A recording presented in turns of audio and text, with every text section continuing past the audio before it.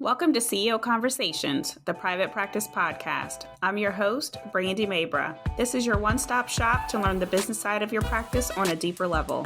On this show, we empower you to own your CEO status to scale your practice for growth, sustainability, and profit. Listen in as we talk about how to market your practice to gain more visibility, hire, build, and engage your ride or die dream team, create streamlined operations, and make financial decisions as a CEO. It's time to show up as a confident leader to create a practice and life you love. Let's get started. It's Brandy, and I am so excited because you are in for a treat today. So I was able to sit down with the lovely Chianti Lomax, and she was actually one of our retreat speakers for Reignite. So every quarter, we bring in our private practice CEOs to sit down, to regroup, or to own their CEO status. And we bring in speakers and different things just to be able to pour back into them. And so Chianti was our March speaker. And when you step into the vision that you have for yourself, when you step into the God-given purpose that you have, when you fully embrace who you are, it is game changing. So she's gorgeous. Regardless of what's going on, she is gorgeous. But let me tell you, when she sat down, I was like, okay, it's like a new you. You can just see peace on her face. And so it was just really joyful to see. It was joyful to experience.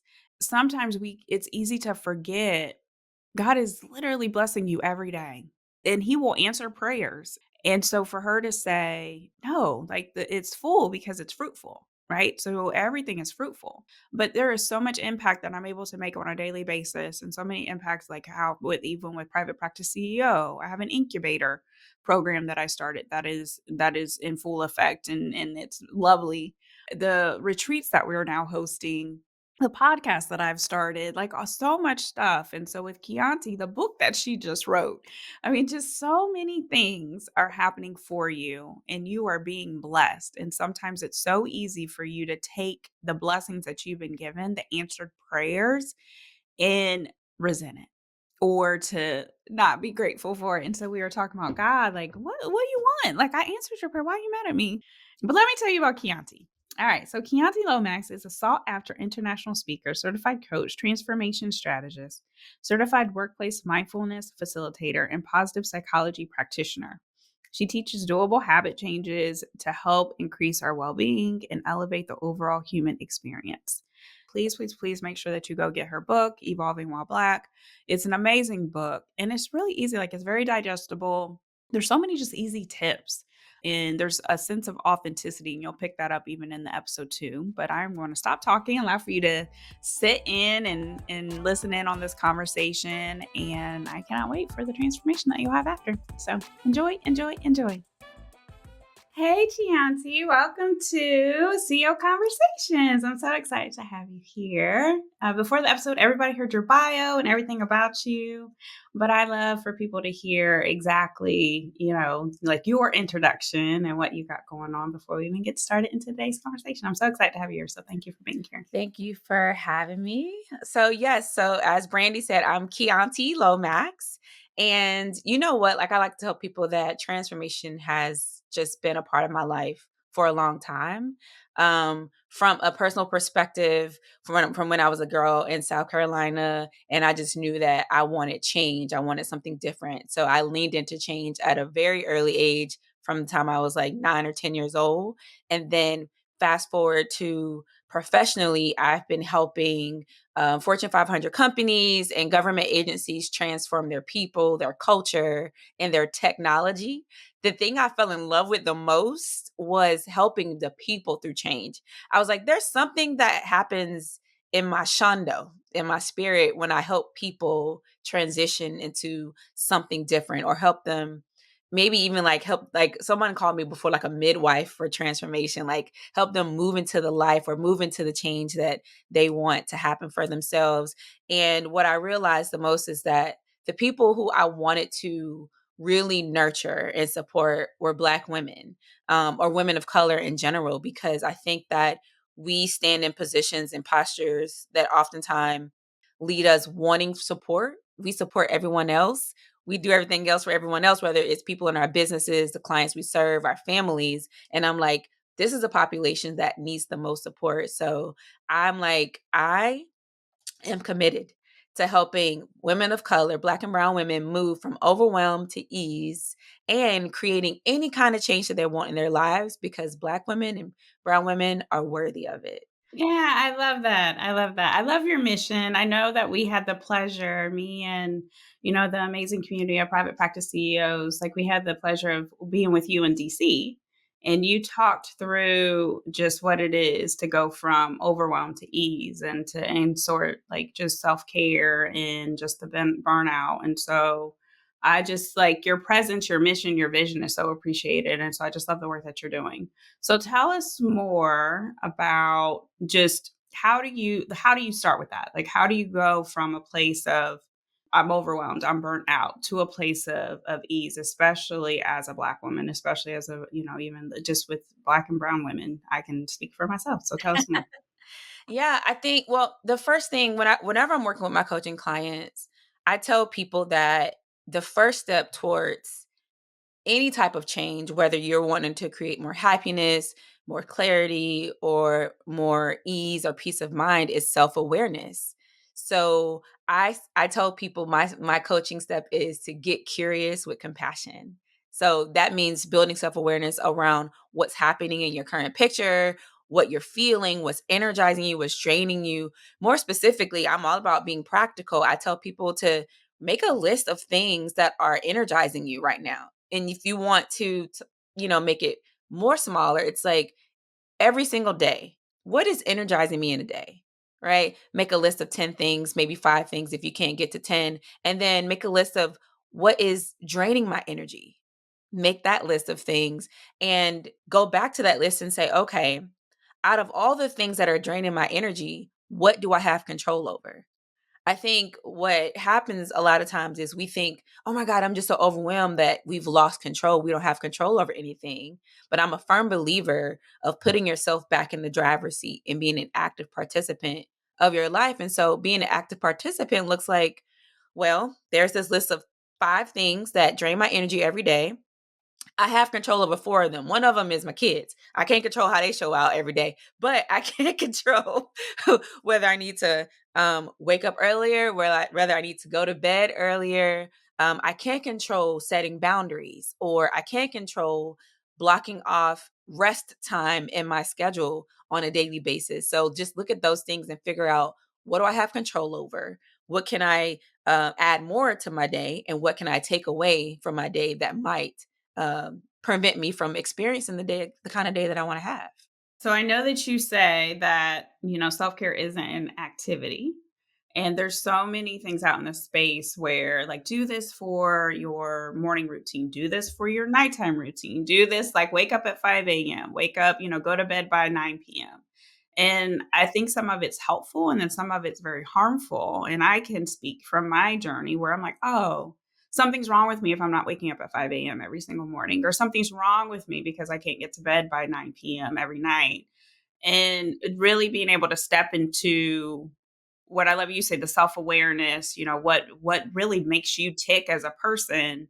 So what are some ways that we can maybe realistically have a morning routine or a nighttime routine or just a self-care routine that makes sense for us? Well, first off, we have to know that there is no cookie cutter way to take care of ourselves that I can apply to Chianti, Brandy can apply to herself.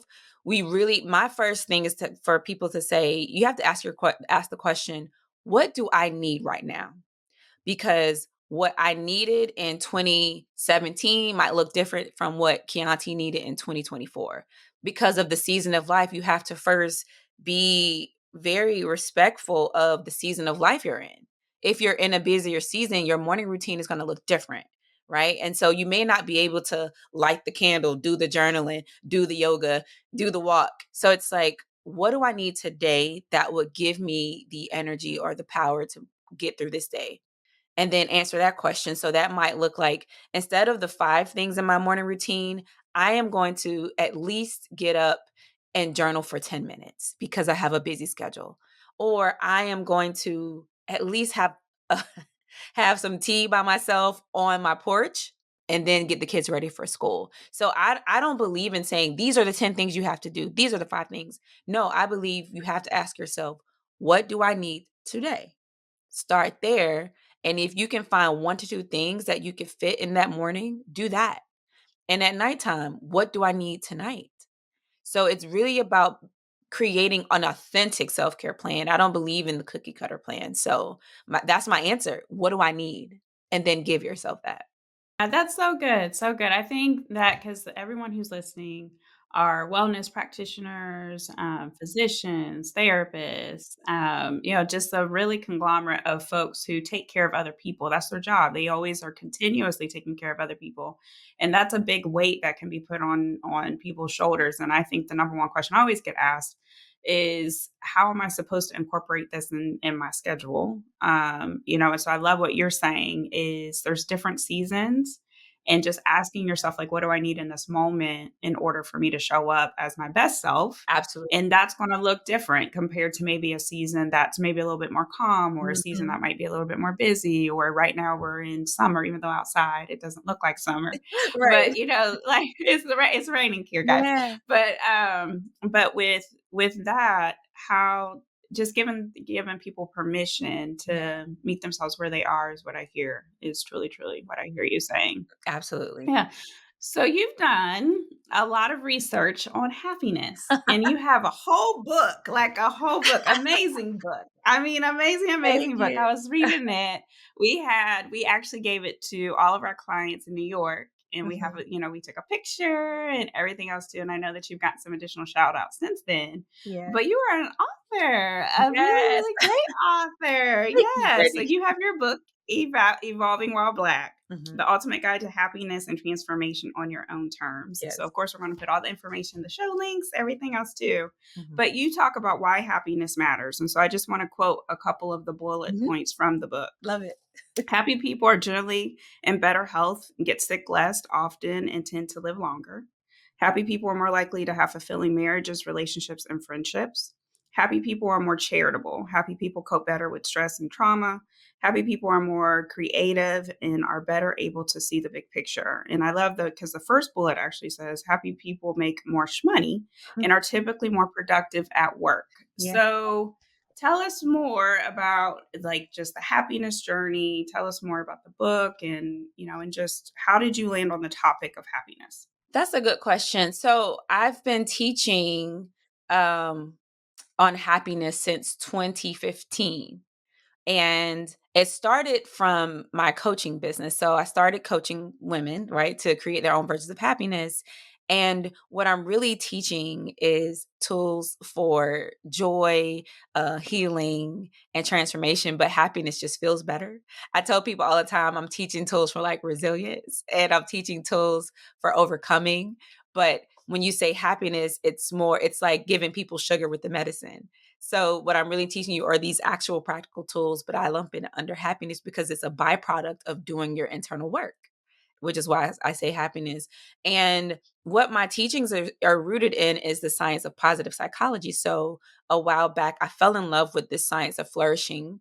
And I realized that a lot of the things that were from this science were very practical things that you could do on a day-to-day basis. And I put it in my coaching framework. So what falls under that happiness umbrella, right? The science of happiness is what people call it too, is positivity, engagement, relationships, meaning and purpose, achievement, and vitality. And so I said, well, I'm teaching these things, I'm coaching around these things, and I'm not reaching a lot of people, but I feel like a lot more people could use this. And why not put what I'm teaching and coaching around and put it in a book form? So it's like you have my coaching methodology in your pocketbook. You know, I'm country pocketbook, right? You have my coaching methodology in your ears. And it's touching more people. And the reason why I wanted to lean into it, because I think one of the things that I realized growing up and just, being a Black woman in America is a lot of times the focus is on survival and safety, which are super important. And yeah, and we get a lot of messaging around, you got to be the best, or be careful when you come to this thing, or patriarchy is real, or racism. And what I'm thinking is like, okay, we have those tools. Those are super important.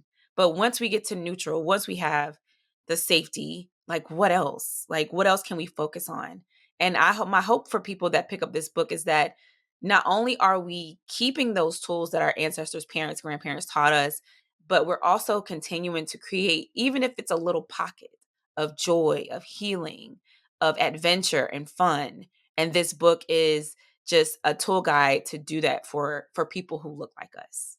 So that's kind of the journey of the book. And I also wrote the book because I think that a lot of people don't know where to start. They're like, well, what do I do? Right? And so I'm like, literally, it begins, like I said, with self awareness. It begins with boundaries. It begins with giving yourself permission to be human, because you have a lot of women who are entrepreneurs, business women, or women in your industry that are type A. We like to be in control. uh, but we don't give ourselves permission or grace to just be sometimes. Like, we don't always have to be Mm. striving. We don't always have to be building. Literally, I talk about mindfulness because I think that that's missing too. It's we're on the go, we're on autopilot, but we're missing the beauty of just living day to day and just showing up Mm. and just seeing our seeing your kids grow. I don't have kids. I say I have nieces and nephews, but seeing our family members grow. And so a lot of it is just a reminder to not just strive and set the goals, but also appreciate and sit in gratitude and be mindful of the present moment as well. I love that so much because I always see this with the clients that we work with Mhm. when they're taking time off. Yeah. And they are searching. I mean, they are searching. Yeah. And one of my clients, she texted me and she said, I'm bored to pieces, is what she said. I can hear it in her voice. And I was like, that's a good thing. Like, Yeah. remember the last time you were bored, but how are you going to feel that? How are you going to be able to put yourself in the moment in order to embrace the fact that you're bored right now? And Yeah. because a couple weeks ago, you were like, man, I'm tired. I need a break. And now you're on a break and you're searching. So I love what you're saying is that happiness is available to us. And what I hear you saying is happiness is available to us at any point in time if we choose to step into the moment, embrace the moment, Yeah. and to allow ourselves to truly be and to give ourselves the happiness that we deserve, especially because of the work that we're doing is so heavy on the other end of it. Mhm. And so after she got through her break, she was like, I'm so happy you said that, because she was able to step into the moment, and I challenged her with it too. Yeah. But I just, like when it comes to the happiness piece, I'm Mhm. curious because of the fact that you wrote, you're busy. I know you're busy because I know you outside of here, but like you wrote a whole book Yeah. and you have a business Yeah. and you have like family and different things in a life. And so I'm Mhm. curious to know, to put you on the spot a little bit, Yeah, sure. how are you able to do that from a self-care perspective and make sure that you're maintaining your happiness as you were doing the work that you're meant to do in the world? I like to tell people when people say you're busy, I push back and I say, I'm not busy. My life is full, because busy doesn't feel good for me. And I'm a very firm believer in being mindful of the words I use to describe myself. So my life is full, yes. And Yes. then, being promoting the book, well, writing the book, promoting the book, and still having clients is keeps it full. What I literally do is what I said earlier. I wake up and ask myself what I need. So this morning, I'll give you a perfect example. I said, what do I need? Because I knew I had this interview with you. I knew I have some meetings. I knew I have some other stuff I need to take care of. And I said, well, I'm feeling a little unsettled, so I'm gonna go for a walk. So I looked outside, and literally for like 40 minutes, I just walked outside. For the first half of my walk, there was silence because I just needed space. And I think a lot of the times people who have full lives like us, we don't create space. And so I'm like, I just need space to think. And so I literally just was with my thoughts, just thinking about how I'm feeling, examining my body, just like, okay, how do you feel? How does your knee feel? Because getting 40, things start aching. And it's like, oh, there's a little ache there. I'm not gonna judge it, but it aches, just like noticing how I feel, or, oh, my back's kind of tight, just noticing how I feel and just being with myself for the first 30 minutes. And I'm like, okay, that's enough noticing. All right, what do I need now? I'm still walking, and I'm like, I just really need some good music. And I just turned on Rhapsody, which is one of my favorite rappers right now. I don't know if you know Rhapsody, and I just listen to music and like walking, dancing, snapping my fingers. So literally that's just what I needed in the moment. And I came in the house and I was like, well, that was nice. So for me, it's still asking myself the question that I would ask my clients, what do I need? And what I needed this morning was a walk. Another thing I do is I don't book my schedule up too much. If I see there's a lot on my schedule on Mondays, I will literally say, what can I move? Because Yeah. there's no way I could possibly do all these things. Or I don't want to do all these things.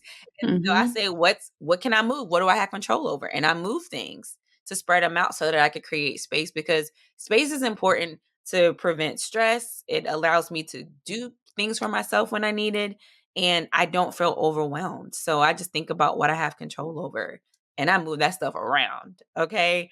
Um, Yeah. and then finally I sleep a lot. I'm not going to listen. I'm gonna sleep. People like, "You go to bed early." Sure do. And if I don't go to bed early, I'm thinking, can I sleep in today since I went to bed early last night? And I just give myself permission to do the things that my body needs. Because I am an active participant. Like, I'm the creator of this life that I'm living.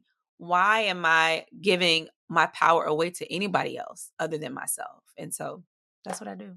That's so powerful. I mean, so powerful, right down to like even just the sleeping in, going to bed early. Yeah. Like I'm the grandma of the house and I get so many, I mean, so Yeah. many qualms of like I have a reminder on my phone that says get ready to bed. It's like 8:30. And so if I'm out, That's good. yes, yes. So like even if I'm out and about, people will see sometimes a reminder on my phone and it's past 8:30 Yeah. or we're getting to like to be 8:30 and they'll see it and they're like, "What? Wait a minute. What is that?" Like you go to bed, Yeah. like you getting ready for bed and then at 9 it tells me to go to bed. Right? People think self-care is it's 2 things can be true. Self-care can be going to get massages, getting your nails done, getting facials, and also self-care literally can be as simple as making sure you're doing the things that your body needs to keep moving. Mhm. And that's what Yep. I like to tell people. Literally, I don't look at self-care as just like what I'm gonna spend my money on outside of my house. Mm. It's like, internally, what am I taking care of? Like, what does Yeah. my body need? Is it rest? Is it peace of mind? Is it quiet time? And like really doing those things, because those things matter just as much as a facial. So I love that you got that timer, because I got all kind of timers go off. People sit in my house and Alexa just starts saying random stuff to me. They're like, what did she just say? She said, "Have your money meeting, girl." She reminded me to look at my money. Literally, my virtual Alexa is my assistant too, because I tell her to remind me to do all Yeah. kind of stuff on a daily basis. So I love that you have that reminder set. Yeah, I do. And so my family is always like, "What in the world's happening?" I'm like, "I'm going to bed. I'm getting ready for bed. Good for That's what I'm you. doing." So, yeah, because rest is important. It's so important. So, I think that there's just so many gems that you've already given, and I'm curious to know, like, your number one tip. So, you said that self-care it's not necessarily facials or massages or getting your nails done. That's only part of the picture, but really listening to our bodies, scanning our bodies, giving ourselves rest, giving ourselves permission. I think at the end of the day is like the number one thing is to give ourselves permission to go to bed early, to recognize like if we want to sleep in, to recognize to take the pressure off, like even to rearrange our schedule. So if we're looking at our schedule and there's like where it's not in alignment or it doesn't feel good, then to give yourself permission to even change it up too. And so I feel like the theme of today's episode is giving yourself permission, Yes. allowing you to be in the season that you're in, Yes. and giving yourself the grace of knowing that it doesn't have to be perfect Ah, and it's in alignment and having the clarity that you need yeah. to recognize what you need in the season that you're into. So those are the things that I picked up. But what's some more, maybe just one more thing that you want to add to the conversation? Release yourself from the idea that you have to be anyone other than yourself. Like, release yourself from this idea that you have to meet everyone's expectations, that you have to satisfy everyone's needs all the time, and just choose you as many times and as often as you want to, because when you do, you can show up for the people in your life better. And that's a bar. That is a bar. So all right. So Cantor, where can people find you? Tell us all the gems, all the gems. Yeah. So on social media, all over social media, I am Chianti Lomax on Instagram, X, Twitter, whatever it is. And Facebook is CHIANTI LOMAX. So hit me up on Instagram. That's why I hang out a lot, even on LinkedIn. I'm Chianti Lomax every single place. So that's all. And so we'll make sure that we have everything in the show notes. And then as a reminder, make sure you guys definitely go buy her new book, Evolving While Black, as well. So that's going to be in the show notes too. So thank you so much for just sitting down and having this conversation and taking the time out of your full schedule. Thank you. Thanks for listening today. I hope you enjoyed the episode and it empowers you as the CEO of your practice. If you enjoyed the podcast, please make sure you subscribe, share the message, and leave a review. If you want more information and support in growing and scaling your practice, click the link in the show notes to take advantage of our free resources or apply to work with me directly. Thanks again, and I'll see you next time.